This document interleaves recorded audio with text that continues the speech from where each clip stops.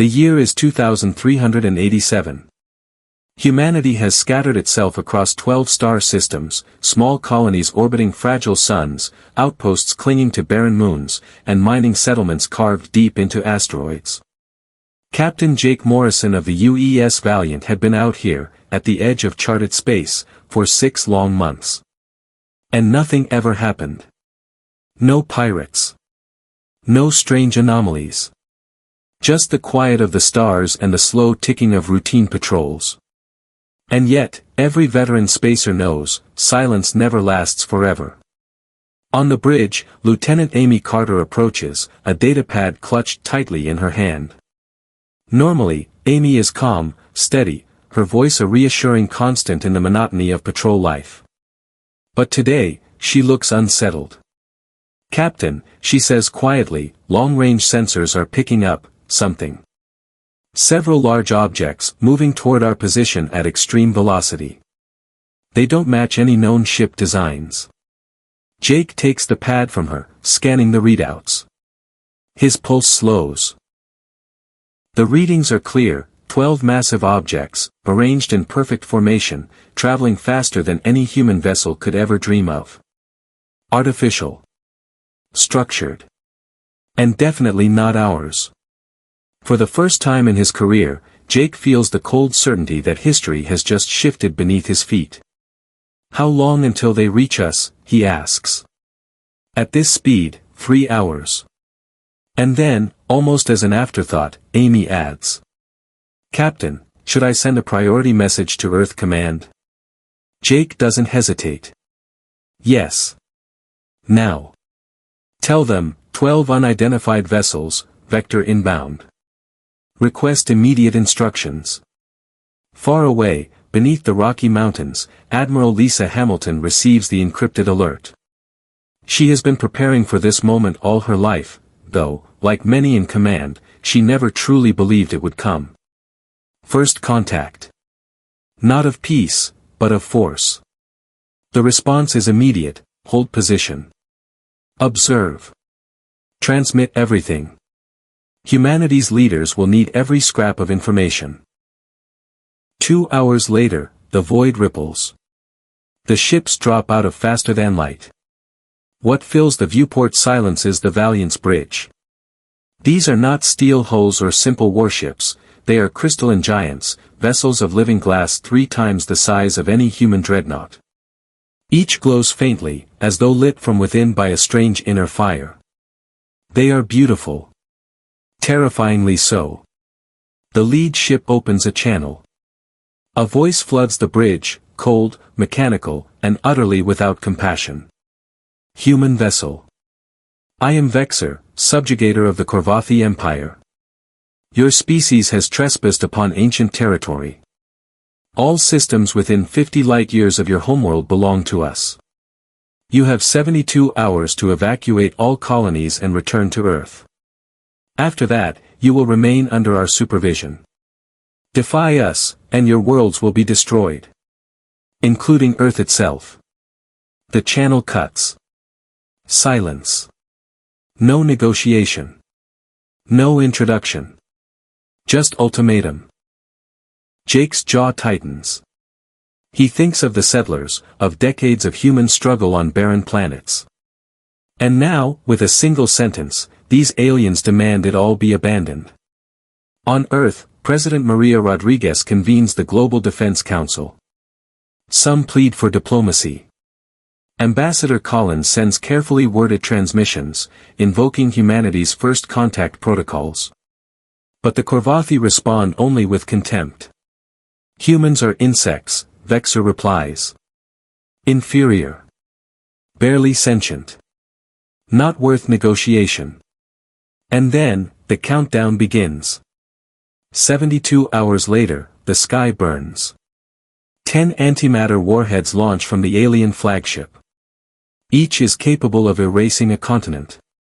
Human orbital defenses scramble to intercept, but these weapons are beyond anything Earth has prepared for. The missiles strike. New York. London. Beijing. Moscow. Entire cities vanish in light brighter than the sun. The northern hemisphere convulses under firestorms and electromagnetic pulses. Billions die in moments.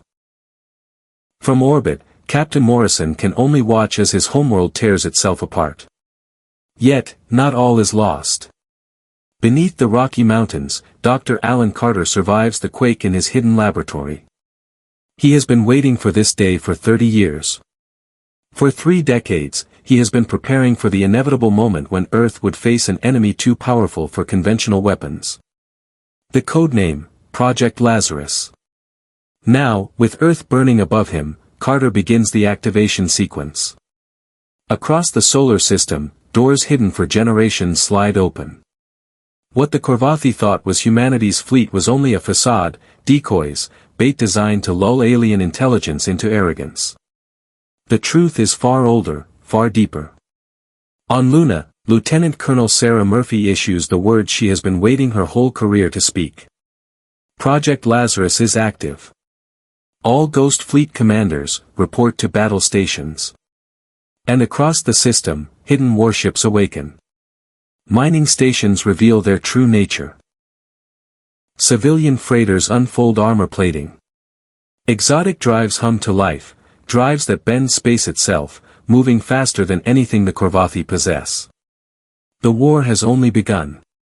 This, then, is humanity's paradox. On the surface, fragile. Vulnerable. Capable of being shattered in an instant. But beneath, a species willing to sacrifice decades of appearances, willing to hide its strength in order to unleash it at the moment of greatest need. The Korvathi believed they had conquered another primitive race. What they had really done was awaken something far older, far more dangerous, humanity's endless capacity for survival. And now, in the quiet after the fire, a single question lingers. If you were Captain Morrison, staring at alien warships after watching your world burn, what would you do next? And before we dive into part 2, I want to ask you, the viewer, what do you think humanity's real strength is? Our technology? Our resilience? Or something deeper, something the Korvathi could never measure? Share your thoughts in the comments. When the Korvathi unleashed their first strike against Earth, they believed the war was already finished.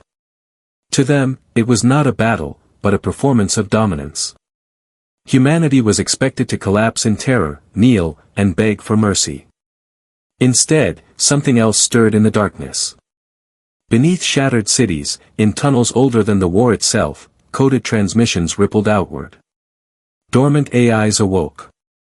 Long-hidden satellites reactivated, turning their eyes not on the stars, but on the enemy's ships. Project Lazarus had entered its second phase. The UES Valiant, still orbiting a devastated Earth, received a coded signal from Luna Command. Captain Jake Morrison watched the message unfold in tight bursts of encryption, layers of data so dense his ship's computer struggled to decode them. Then, finally, a single human voice emerged.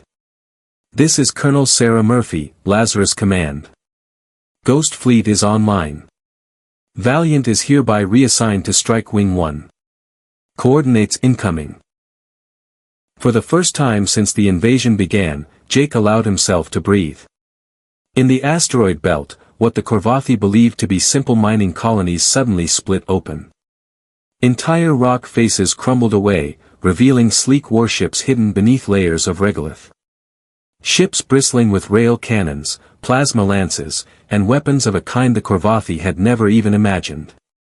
Freighters that had once ferried ore to Earth now shed their false cargo holds.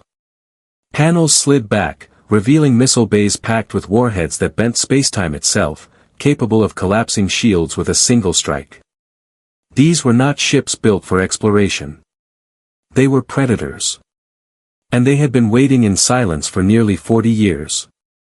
The Korvathi, of course, did not understand. When their long-range sensors picked up sudden movements across the Sol system, they assumed it was panic, humans fleeing in whatever ships they had left. When decoy transmissions played on civilian frequencies, begging for help and broadcasting false distress calls, the Korvathi laughed. But then, their first dreadnought vanished. No explosion. No wreckage. One moment it was there, its crystalline hull gleaming in the void, and the next, it was gone, swallowed by a gravity well projected by a Lazarus stealth ship. A weapon the Korvathi had no defense against. Shock rippled through the alien fleet. For the first time in millennia, the Korvathi subjugators faced an enemy that did not fight on their terms. Admiral Vexer's voice cut through the alien command channels, sharp with disbelief. Impossible. They are primitives. Insects. How can they possess this technology? No one answered.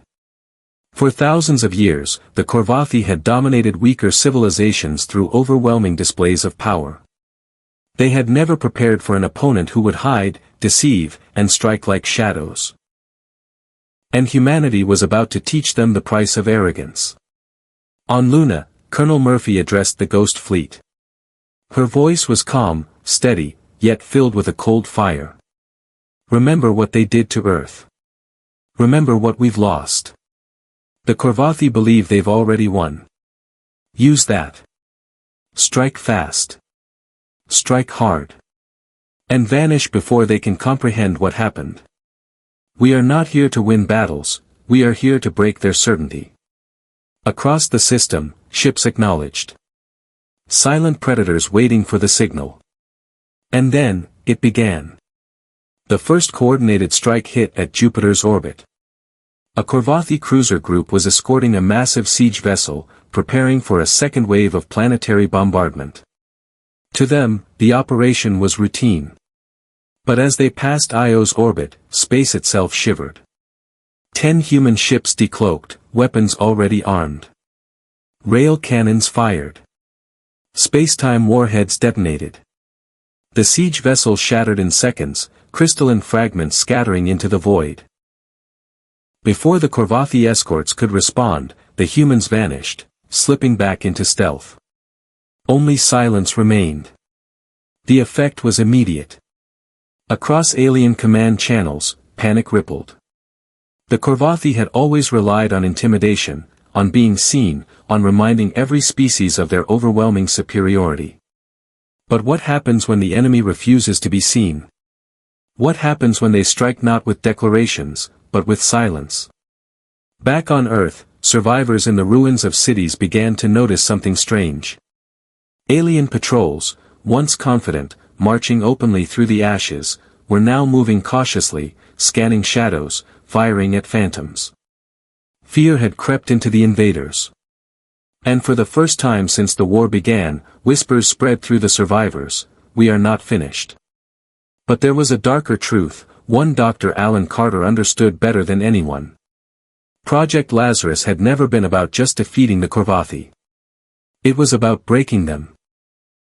Humanity could not match the Empire ship for ship, not yet. But by turning the Korvathi's arrogance against them, by making them question every sensor reading, every shadow, every silence, humanity could turn their empire of fear back upon itself. Psychological warfare, hidden strength, deception, this was humanity's true arsenal. And slowly, it began to work. Reports from Korvathi fleet spoke of phantom humans, ships that appeared and disappeared without trace, weapons that could not exist. Some commanders refused to engage, retreating rather than face the unknown. Others grew reckless, lashing out at civilian targets in desperation, only to walk into ambushes. The subjugators had unleashed terror on Earth. Now, humanity was teaching them what terror really meant. Yet, in the quiet of his laboratory, Dr. Carter watched with unease. Because he knew the truth, this was only the beginning. The Korvathi were powerful, yes, but they were not the greatest threat. For in his research, in the whispers of alien ruins older than any empire, Carter had found fragments of a story. Of something else. Something the Korvathi themselves feared. But for now, he buried that fear. Because humanity's war had only just begun. As Captain Jake Morrison watched another Korvathi dreadnought vanish in a trap of his own making, he wondered. Were they truly saving humanity? Or were they transforming it into something else? Something colder. Something darker. Something the galaxy would learn to fear. And so, I'll leave you with a question: if survival demands becoming a predator, does humanity lose something essential? Or is this who we've always been, hidden beneath the surface, waiting for the right moment to emerge? Let me know your thoughts in the comments. The Korvathi had never known fear. For 500,000 years, their empire reigned unchallenged. Worlds bent the knee before them. Species surrendered at the mere sight of their crystalline dreadnoughts. But then came Earth. The humans were supposed to be nothing. A minor species, isolated, primitive. And yet within weeks of conquest, the unthinkable had happened. Entire fleets began to vanish. Supply lines collapsed. Commanders refused to engage. The Korvathi subjugators, who once inspired terror across 1,000 stars, now whispered of phantoms, human phantoms, that struck without warning and disappeared without a trace. An empire built on fear was crumbling, under the weight of its own weapon. In the ashes of New York, alien patrols marched nervously. Their scanners twitched at shadows. Sometimes, gunfire erupted at nothing at all. The humans they thought broken were whispering again. Not of surrender. Not of despair. But of resistance. On the bridge of the UES Valiant, Captain Jake Morrison stared at the galactic comnet. Reports streamed in, intercepted from across Korvathi space. Outposts revolting. Vassal species refusing orders. Even Korvathi admirals arguing amongst themselves, demanding to know how a backwater world had turned their empire upside down. Jake allowed himself a grim smile. This, he muttered, is how empires die, not with fire, but with doubt. But humanity's victory was not without cost. Project Lazarus was expanding. Entire colonies were being converted into hidden fortresses. Civilian industries were redirected into weapons production. Humanity was becoming a war machine, not for survival, but for domination. Dr. Alan Carter saw it first. In his quiet lab beneath Luna Command, he sifted through intercepted alien archives. Not just about the Korvathi, but about something older. Buried within data stolen from forgotten worlds, Carter found references to the architects. A species not seen for millions of years. A species that had shaped the stars themselves. A species that even the Korvathi feared. And then came the Harari. They appeared not in force, but in silence, sleek, silver ships that slipped into the Sol system without triggering alarms. Unlike the Korvathi, they did not come with demands or weapons raised. They came with a warning. The Harari were observers, ancient beyond measure, and neutral in the wars of lesser species. But when they addressed Colonel Sarah Murphy, their tone carried something she had not expected. Not pity. Not disdain. But caution. Humanity, the Harari envoy whispered, its voice like wind over glass, do you believe you have won? You have only awakened the first beast. The Korvathi are predators, yes, but they are not the architects of this galaxy. You have drawn the gaze of something far greater. Be careful that in fighting monsters, you do not become one. For weeks, debates raged within Lazarus Command. Were the Harari lying? Was this some ploy to slow humanity's rise? Or had Earth truly stumbled into a war older than recorded history? Dr. Carter's research only deepened the unease. Across multiple alien archives, fragments repeated the same phrase. The architects will return. Meanwhile, the galaxy watched. On distant worlds, species long oppressed by the Korvathi began whispering of humanity as liberators. The race that had defied the Empire. The ghosts who struck from the dark. But others saw something different. A species too cunning, too ruthless.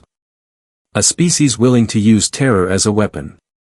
And they asked themselves a question that spread from star to star. If humanity could break the Korvathi, what would stop them from conquering the galaxy in turn? The breaking point came at the siege of Arxos Prime. A Korvathi stronghold world, fortified for millennia, bristling with fleets and planetary shields. To attack it directly would have been suicide. But humanity never attacked directly. Instead, Ghost Fleet infiltrators seeded the system with false signals, replicas of Korvathi distress calls, desperate cries for reinforcement. When the Empire scrambled its defenses in confusion, the humans struck from the shadows. Within days, Arxos Prime fell, not through brute force, but through deception. Its defenders never understood the battle they were fighting. When the victory was broadcast across the galactic net, the Korvathi Empire finally broke. Worlds revolted openly. Admirals surrendered without orders. And for the first time in 500,000 years, the Empire of Fear was afraid. But victory carried with it a shadow. In the ruins of Arxos Prime, human marines uncovered ancient vaults. Not Korvathi in design, but older, far older. Inside, they found symbols etched into crystal walls. Symbols that matched Dr. Carter's research. Symbols of the architects. Back on Luna, Carter delivered his findings to Murphy and Morrison. His hands shook as he displayed the recordings. "They're real," he whispered. "The Harari weren't lying. The architects existed before the Korvathi, before any of us. And if these records are correct, they are coming back." The room fell silent. For a moment, even Murphy's iron will faltered. Humanity had just shattered one empire. Now they stood on the edge of something far greater. In the quiet that followed, Jake Morrison asked the question none of them wanted to face.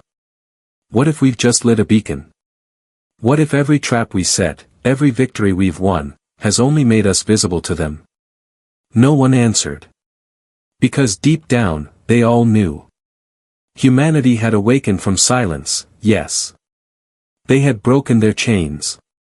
But in doing so, they had stepped onto a stage far larger than the Korvathi Empire. A stage where even predators could be prey. And so, the Sol system prepared. Fleets expanded. Weapons advanced. Colonies fortified. Humanity had become the very thing the Korvathi once feared. A predator in the dark. But above it all lingered one terrible truth. The galaxy no longer wondered if humanity would survive. They wondered what humanity would become. And I'll leave you with this final question: when the architects return, will humanity rise as liberators, or will we already have become the very empire of fear we once fought to destroy?